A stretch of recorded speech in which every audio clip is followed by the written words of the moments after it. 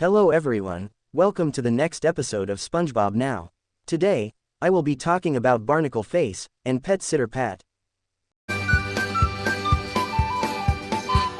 First, I'm going to talk about Barnacle Face. Enjoy. On the night before the big school dance, Pearl gets a barnacle on her face. After requesting expensive treatment to get rid of the blemish, Mr. Krabs refuses and asks SpongeBob to help Pearl remove the barnacle. He tries prying the barnacle out with his spatula, then a shovel, then a jackhammer, all to no avail. Then, when Pearl washes her face with soap, more barnacles sprout up. Thinking all hope is lost, she locks herself in the restroom and cries violently. SpongeBob then decides to simply hide the barnacles under a layer of facial cream, which ends up making Pearl's face look severely deformed and causing her to be unable to talk.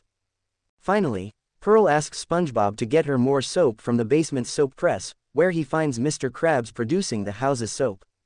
Mr. Krabs explains to SpongeBob that he makes all of his soap out of leftover Krabby Patties. A furious Pearl overhears this and, realizing that she has been washing her face with grease, screams at her father because he was saving all his money he loves and gives up trying to remove the barnacles.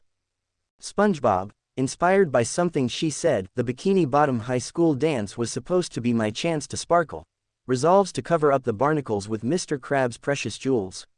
Pearl's friends are dazzled by her sparkling face, and they happily depart for the school dance. Mr. Krabs, having discovered that Pearl is wearing his jewels, desperately sprints after her, as the episode ends. Next, I'm going to talk about Pet Sitter Pat. Enjoy.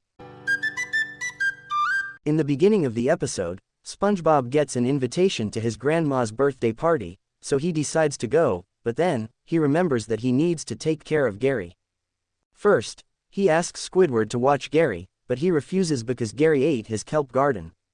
Later on, SpongeBob asks his best friend Patrick to watch him while he is at his grandma's birthday party, and Patrick accepts. SpongeBob shows him a schedule of all the things he needs to do that involve Gary, which Patrick acknowledges and agrees to follow.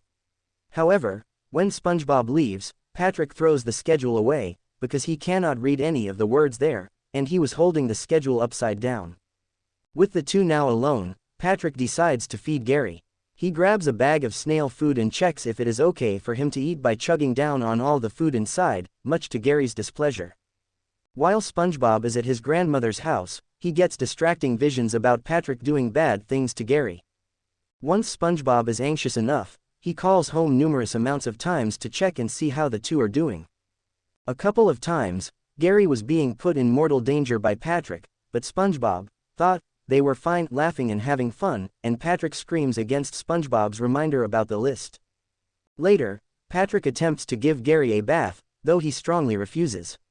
After this attempt fails, Patrick tries to give Gary a bath that involves the opposite of water, burning him alive with a flamethrower, but the next time SpongeBob calls, they are actually having fun, thanks to a flood that Patrick caused by spraying a running hose at him previously and leaving the sink and bathtub on, but SpongeBob mistakes them for being in danger. SpongeBob quickly ends his grandmother's birthday and rushes home to see what the fuss is about, so he arrives home after a long, tiring run and sees that his house is destroyed and filled with water when he opens the door.